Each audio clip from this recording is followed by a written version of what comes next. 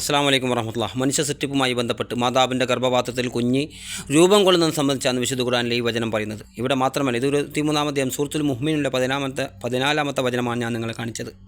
ഇവിടെ മാത്രമല്ല, വിശുദ്ധ ഖുർആൻ ഈ പാറ്റേൺ നിരവധി സ്ഥലത്ത് നമുക്ക് കാണാൻ വേണ്ടി സാധിക്കും. 22-ാം അധ്യായം സൂറത്ത് ഹജ്ജിൽ 5-ാമത്തെ വചനം, 40-ാം അധ്യായം സൂറത്തുൽ ഗാഫിറിൽ 67-ാമത്തെ വചനം, 75-ാം അധ്യായം സൂറത്ത് ഖിയാമ 37 മുതൽ 39 വരെയുള്ള വചനം, അതേപോലെ 39-ാം അധ്യായം സൂറത്ത് സൂമറിലെ 6-ാമത്തെ വചനം, 96-ാം അധ്യായം 1-2 വചനങ്ങൾ സൂറത്ത് അലക്ക നമുക്കൊക്കെ പരിചയമുള്ള വചനമാണത്. അതേപോലെ 32-ാം അധ്യായം സൂറത്തുൽ സജദയിലും അല്ലാഹു സുബ്ഹാനഹു വ തആല കാര്യം പറയുന്നുണ്ട്.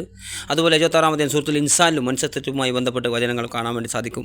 അങ്ങനെ നിരവധി ഭ്രൂണശാസ്ത്രപരമായ വചനങ്ങൾ 1400 വർഷങ്ങൾക്ക് മുമ്പ് വിശുദ്ധ ഖുർആനിൽ ഇത് പറഞ്ഞിട്ടും പ്രവാചകൻ സല്ലല്ലാഹു അലൈഹി വസല്ലമ നിരവധി ഹദീസുകളിലൂടെ ഇത് പറഞ്ഞിട്ടും ഇന്ന് നമുക്കറിയാം, അത് അന്ന് 7-ാം നൂറ്റാണ്ടായിരുന്നു, ഇന്ന് ഈ 20-ാം നൂറ്റാണ്ട് പിന്നിട്ടിട്ടും ഈ നൂറ്റാണ്ടിൽ പോലും ഭ്രൂണശാസ്ത്രപരമായി ഒരബദ്ധം പോലും ഇതിൽ കാണാൻ സാധ്യമല്ല എന്നത് വൈദ്യശാസ്ത്ര രംഗത്തെ വലിയ വലിയ ആളുകൾ അത്ഭുതപ്പെടുന്ന കാര്യമാണ്. എന്തുകൊണ്ട് വലിയ ശാസ്ത്രജ്ഞന്മാരും അത്ഭുതപ്പെട്ട് ഖുർആൻ്റെ മുമ്പിൽ അത്ഭുതപ്പെട്ട് കീഴടങ്ങിയത്?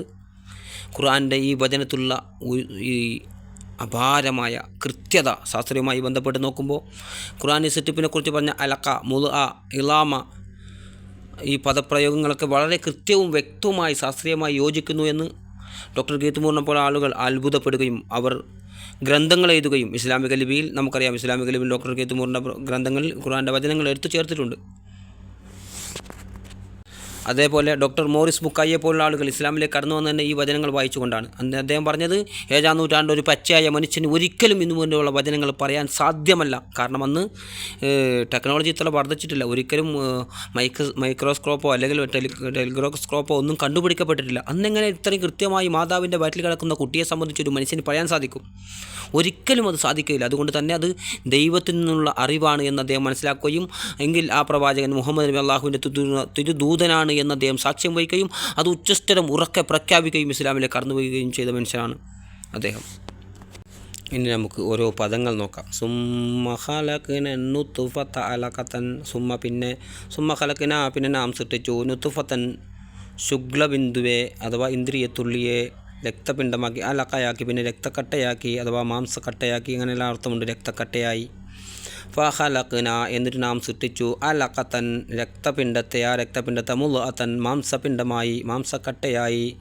ഫഖലഖ്ന എന്നിട്ട് നാം സൃഷ്ടിച്ചു മുൽഅതൻ മാംസപിണ്ഡത്തെ ഇളാമൻ എല്ലുകളായി. ഫഖസൗന എന്നിട്ട് ആ എല്ലുകളെ നാം ധരിപ്പിച്ചു ഇളാമൻ എല്ലുകൾക്ക്, ലഹ്മ മാംസം ഇറച്ചി, അഥവാ നമ്മൾ ശരീരത്തിന് വസ്ത്രങ്ങൾ നൽകുന്നത് പോലെ ആ എല്ലുകൾക്ക് അല്ലാഹു സുബ്ഹാനഹു വ തആല ഇറച്ചി നൽകിയെന്ന് ഇമാം റാസിയെ പോലുള്ള ആളുകൾ വിശദീകരിച്ചാൽ നമുക്ക് കാണാൻ വേണ്ടി സാധിക്കും. അതേപോലെ ചില ആളുകൾ വിചാരിക്കുന്നത് ശാസ്ത്രീയമായ അറിവുകൾ ഇത് പണ്ഡിതന്മാർക്കല്ല, മറിച്ച് ഇത് പ്രവാചകന്മാർക്കോ പണ്ഡിതന്മാർക്കോ അല്ല, ശാസ്ത്രീയമായ ആളുകൾക്കാണ് അറിയുക എന്ന് വിചാരിക്കുന്ന ചെറിയ സാധാരണക്കാരായ ആളുകളുണ്ട്. എന്നാൽ അവർ തീർച്ചയായും അവർ മനസ്സിലാക്കേണ്ടത് ഏറ്റവും കൂടുതൽ ഏതൊരു ശാസ്ത്രജ്ഞനേക്കാളും, ഏതൊരു ഭ്രൂണശാസ്ത്രപരമായ ഗ്രന്ഥത്തെക്കാളും, ഏതൊരു ഭൗതിക ശാസ്ത്രമായ ഗ്രന്ഥങ്ങളെക്കാളും പുസ്തകങ്ങളെക്കാളും ഒക്കെ കൃത്യമായി പ്രവാചകൻ്റെ ഒരു ഹദീസ് പഠിച്ചാൽ വലിയ വലിയ പുസ്തകങ്ങൾ വായിക്കുന്നതിന് സമാനമായ അറിവുകൾ ലഭിക്കുമെന്നൊരു യാഥാർത്ഥ്യം ഞാൻ നിങ്ങളെ അറിയിക്കുകയാണ്. വലിയ വലിയ പുസ്തകങ്ങൾ വായിക്കുന്ന അറിവ് നമുക്ക് ചെറിയ പ്രവാചകൻ്റെ ഒരു ഹദീസോ 2 ഹദീസോ വായിച്ചത് കൊണ്ട് മനസ്സിലാക്കിക്കൊണ്ട് നമുക്ക് നേടാൻ വേണ്ടി സാധിക്കും. അതുകൊണ്ട് പണ്ടത്തെ പണ്ഡിതന്മാർ ഉദ്ധരിച്ച വചനങ്ങൾ ഞാൻ നിങ്ങൾക്ക് വായിച്ച് കേൾപ്പിക്കാം. ഇത്രയും കൃത്യവും വ്യക്തവുമായി എങ്ങനെയാണ് പണ്ഡിതന്മാർക്ക് അത് വിശദീകരിക്കാൻ സാധിച്ചത്? എങ്ങനെയാണ് ഒരു ശാസ്ത്രത്തിൻ്റെ പുരോഗതിയില്ലാത്ത കാലഘട്ടത്തിൽ പോലും മുൻകാല പണ്ഡിതന്മാർ ഇതിനെ കൃത്യവും വ്യക്തവുമായി വിശദീകരിച്ച് നമുക്ക് കാണാൻ വേണ്ടി സാധിക്കും. അള്ളാഹു ഗർഭപാത്രത്തെ ഇവിടെ ഖറാറിൻ മക്കീൻ എന്നാണ് അള്ളാഹു സുബ്ഹാനഹു വ തആല വിശദീകരിച്ചത്. സുരക്ഷിതവും നിശ്ചലവുമായ സങ്കേതം എന്നാണ് വിശേഷിപ്പിച്ചത്. എന്തുകൊണ്ടാണ് ഇങ്ങനെ വിശേഷിപ്പിച്ചത്? പണ്ഡിതന്മാർ വിശദീകരിക്കുന്നു. അമ്മ നടക്കുമ്പോൾ, ഓടുമ്പോഴും വീഴുമ്പോഴും ഒക്കെ ശരീരത്തിന് വലിയ ചലനമുണ്ടാകുന്നു. എന്നാൽ അതിനുള്ളിലെ ഭ്രൂണം ഒരൊറ്റ സ്ഥലത്ത് ഒട്ടും അലയാതെ സുരക്ഷിതമായിരിക്കുന്നു. ശാസ്ത്രീയമായ ചിത്രങ്ങൾ നിങ്ങൾ നോക്കൂ, ആ ചിത്രങ്ങൾ നിങ്ങൾ കണ്ടിട്ടുണ്ടാകും. ആ ചിത്രങ്ങളിലൊക്കെ കൃത്യമായി ഒരു അട്ടയെ പോലെ ഒട്ടിപ്പിടിച്ച് നിൽക്കുന്നത്, ചവച്ചയച്ച ചൂയിങ്കം പോലെയുള്ളത്, അതേപോലെ അതിൻ്റെ ഓരോ രംഗങ്ങൾ നിങ്ങൾ കൃത്യമായി നോക്കുക, എന്നിട്ടത് വായിച്ചു നോക്കുക, അതിൻ്റെ അർത്ഥം നോക്കുക. എന്നിട്ട് ഇതൊക്കെ കണ്ടിട്ട് നിങ്ങൾ വിശുദ്ധ ഖുർആൻ്റെ ഈ വചനങ്ങൾ വീണ്ടും വായിച്ച് നോക്കുക. അപ്പോൾ നിങ്ങൾക്ക് അത്ഭുതം മനസ്സിലാകും. അതുമാത്രമല്ല, പുറത്തുനിന്നുള്ള യാതൊരു അഗാധവും ഏൽക്കാത്ത രീതിയിലൊരു ദ്രാവകത്തുള്ളിയെ ഒരൊറ്റ കേന്ദ്രത്തിൽ അള്ളാഹു ഉറപ്പിച്ച് നിർത്തിയിരിക്കുന്നു. അമ്മ വിഷം കഴിച്ചാൽ പോലും അത് നേരിട്ട് കുട്ടിയെ ബാധിക്കുകയില്ല. അത്ഭുതകരമാണ് സംഭവം. ഇനി ഇമാം റാസിയുടെ നിരീക്ഷണം, അദ്ദേഹം പറയുന്നത് അള്ളാഹുവിന് പൂർണ്ണ രൂപത്തിൽ ഒറ്റയടിക്ക് സൃഷ്ടിക്കാൻ കഴിയുമായിരുന്നു. നമുക്കറിയാം ആദം നബി അലൈഹി സ്വലാമിനെ സൃഷ്ടിച്ചത് എങ്ങനെയാണ്? ഒരു മാതാവോ പിതാവോ ഇല്ലാതെ ആദം നബി അലൈഹി സ്വലാമിനെ സൃഷ്ടിച്ചത്. അതേപോലെ ഈസാ നബി അലൈഹി സ്വലാമിൻ്റെ ജന്മം അത്ഭുതകരമായ അദ്ദേഹത്തിൻ്റെ ജന്മം പിതാവില്ലാതെയാണ് അള്ളാഹു സുബ്ഹാനഹു വ തആല ഈസാ നബിയെ സൃഷ്ടിച്ചത്. അതുപോലെ സുഹൃത്ത് യാസീനിൽ നമുക്ക് അറിയാം അള്ളാഹു സുബ്ഹാനഹു വ തആല ഒന്നിനോട് ഉണ്ടാകാൻ തീരുമാനിച്ചാൽ, ഒന്നുണ്ടാകാൻ അള്ളാഹു സുബ്ഹാനഹു വ തആല ഉദ്ദേശിച്ചാൽ കുൻ ഫയക്കൂൻ, കുൻ എന്ന് പറഞ്ഞാൽ അത് അപ്പോൾ അത് ഉണ്ടാകും. കുൻ ഫയക്കൂൻ, കുൻ എന്ന് പറഞ്ഞാൽ അപ്പോൾ ഉണ്ടാകും. പക്ഷേ എന്നിട്ടും അള്ളാഹു സുബ്ഹാനഹു വ തആല ഇത്രയും സങ്കീർണമായ ഒരു പ്രത്യേക രൂപങ്ങളിലൂടെ ഘട്ടങ്ങളിലൂടെ അള്ളാഹു സുബ്ഹാനഹു വ തആല സൃഷ്ടിച്ചത് മനുഷ്യൻ ചിന്തിക്കാനും ബുദ്ധി കൊടുത്ത് ആലോചിക്കാനും മനസ്സിലാക്കാനും വേണ്ടി അള്ളാഹു സുബ്ഹാനഹു വ തആല കഴിവ്, കുദറത്ത്, അവൻ്റെ കഴിവിനെക്കുറിച്ച് അഗാധമായി ചിന്തിക്കാൻ വേണ്ടിയാണെന്ന് ഇമാം വിശദീകരിക്കുന്നു. ഇമാം റാസി അദ്ദേഹം പറഞ്ഞത് മനുഷ്യൻ്റെ ബുദ്ധിക്ക് മനസ്സിലാക്കാൻ വേണ്ടിയാണിത്. ഒരു ദ്രാവകം രക്തക്കട്ടയായും പിന്നീട് മാംസമായും അത് പിന്നീട് കട്ടിയുള്ള എല്ലുകളായും മാറുന്നത്. ഇനി ഇതുമായി ബന്ധപ്പെട്ട് വന്ന ചില ഹദീസുകൾ നമുക്ക് നോക്കാം. വളരെ പ്രശസ്തമായ സഹീഹ് ബുഖാരിയിൽ മുസ്ലിമും കടന്നു വന്ന അഥവാ മുത്തഫഖുന്നലായ ചില ഹദീസുകൾ നമുക്ക് കാണാം. അല്ലാഹു സുബ്ഹാനഹു വ തആല കൃത്യമായി പ്രവാചകനിലൂടെ നമുക്ക് പഠിപ്പിക്കുന്നു. പ്രവാചകൻ സല്ലല്ലാഹു അലൈഹി വസല്ലം പറഞ്ഞു, ഈ ഓരോ ഘട്ടത്തിലും അഥവാ അലക്ക, മുള, നുത്തുഫ ഓരോ ഘട്ടത്തിലും 40 ദിവസത്തെ ദീർഘമുണ്ടെന്ന് സഹീഹ് മുസ്ലിമിൽ നമുക്ക് കാണാൻ വേണ്ടി സാധിക്കും. ഈ ഓരോ ഘട്ടത്തിലും ഈ 40 ദിവസത്തെ ഓരോ സമയത്തും ഒരു മലക്കിനെ അല്ലാഹു സുബ്ഹാനഹു വ തആല ചുമതലപ്പെടുത്തിയിട്ടുണ്ട്. ആ മലക്ക് അല്ലാഹു സുബ്ഹാനഹു വ തആലയോട് പറയും, അല്ലാഹുവേ അതാ അലക്കയായിരിക്കുന്നു, പിന്നീട് പറയും അതാ നുത്തുഫയായിരിക്കുന്നു, അതാ മുള ആയിരിക്കുന്നു. അങ്ങനെ ഓരോ ഘട്ടത്തെക്കുറിച്ചും അല്ലാഹു സുബ്ഹാനഹു വ തആലയോട് ആ മലക്ക് വന്ന് പറയും. എൻ്റെ അവസാനം ആ മലക്ക് അല്ലാഹു സുബ്ഹാനഹു വ തആല പറയും, അല്ലാഹു സുബ്ഹാനഹു വ തആല ഒരു മലക്കിനെ നിയോഗിക്കും. എന്തിന്? ആ 120 ദിവസം കൃത്യമായി ആകുമ്പോൾ അല്ലാഹു സുബ്ഹാനഹു വ തആല ഒരു മലക്കിനെ നിയോഗിക്കും അവിടെ ആ ആത്മാവിനെ ഊതാൻ വേണ്ടി. നമുക്കറിയാം അതുവരെ കുഞ്ഞിക്ക് എന്തുണ്ട്? കാതുണ്ട്, ചെവിയുണ്ട്, കണ്ണുകളുണ്ട്, എല്ലാം ഉണ്ട്. പക്ഷേ ഒരു ആത്മാവ് റൂഹിനെ ഊതുന്ന സമയത്ത് മാത്രമാണ് അവൻ എന്തുണ്ടാകുന്നത്? ജീവൻ എന്ന പ്രക്രിയ ഉണ്ടാകും, ജീവൻ ഉണ്ടാകുന്നത്. നമുക്കറിയാം ഇന്നും നമ്മൾ മരിച്ചാൽ പോലും നമുക്കെല്ലാം ഉണ്ടാകും. മരിച്ച സമയത്ത് എന്താ നമുക്കില്ലാത്തത്? കാഴ്ച, കണ്ണുണ്ട്, ചെവിയുണ്ട്, എല്ലാമുണ്ട്, ഹൃദയങ്ങളുണ്ട്, കൈകാലുകളുണ്ട്, അവയവങ്ങളുണ്ട്. പക്ഷേ അവിടെ സംഭവിക്കുന്നത് എന്താ? നമ്മുടെ ആത്മാവിനെ, റൂഹിനെ, ആത്മാവിനെ ഉയർത്തി. അതുപോലെ മറ്റൊരു ഹദീസ് നമുക്ക് കാണാൻ വേണ്ടി സാധിക്കും. അബ്ദുല്ലാഹ്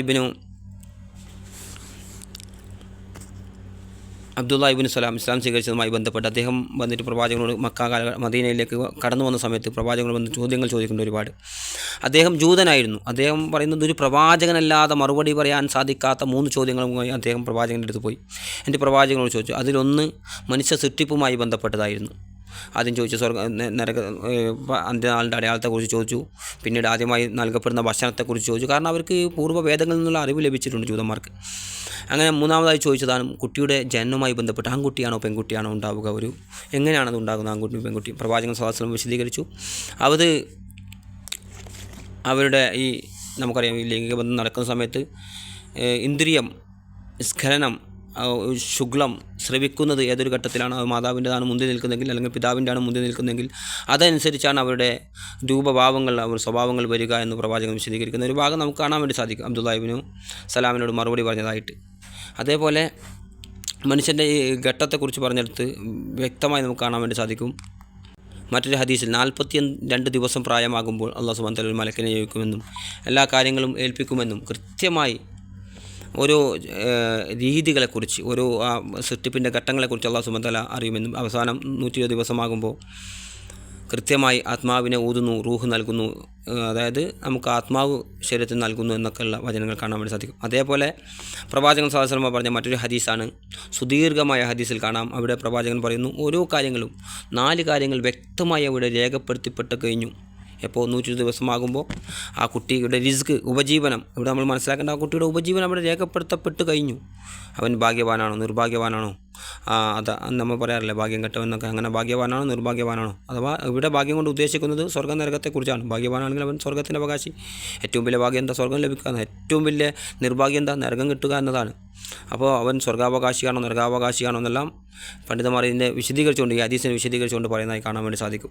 അവിടെ എല്ലാം രേഖപ്പെടുത്തപ്പെട്ട് കഴിഞ്ഞു. അതുപോലെ നമുക്ക് കാശിന് വേണ്ടി, പണത്തിന് വേണ്ടി ആർത്തിപൂട്ട് തോന്നിവാസങ്ങളിലൂടെ, അധർമ്മങ്ങളിലൂടെ സമ്പാദിക്കേണ്ട യാതൊരു ആവശ്യവുമില്ല. കൃത്യമായി അത് രേഖപ്പെടുത്തപ്പെട്ട് കഴിഞ്ഞു. നിങ്ങൾ ഒരുപിടി ഭക്ഷണമാണ് കഴിക്കേണ്ടതെങ്കിൽ പോലും അത് കഴിക്കാതെ ഒരാളും മരിക്കുകയില്ല. എന്ത് സ്ഥലത്ത് വെച്ചാണ് നിങ്ങൾ മരിക്കേണ്ടതെങ്കിൽ അവിടെ എത്താതെ നിങ്ങൾ മരിക്കുകയില്ല. ഒരു ഗ്ലാസ് വെള്ളം കുടിക്കാൻ ബാക്കിയുണ്ടെങ്കിൽ അത് കുടിച്ചിട്ടല്ലാതെ നമ്മൾ മരിക്കുകയില്ല. ഒരു 10,000 രൂപ നമുക്ക് അധികമായി സമ്പാദിക്കാൻ വേണ്ടി അധർമ്മങ്ങളിലൂടെ നമ്മൾ ഒരിക്കലും സമ്പാദിക്കാൻ ശ്രമിക്കരുത്. നമ്മൾ മരിക്കുന്ന മുമ്പ് നമ്മളുടെ കൈകളിലേക്ക് എത്തേണ്ട പണം കൃത്യമായി, സമ്പാദ്യം, റിസ്ക് എല്ലാം കൃത്യമായി എത്തപ്പെടും.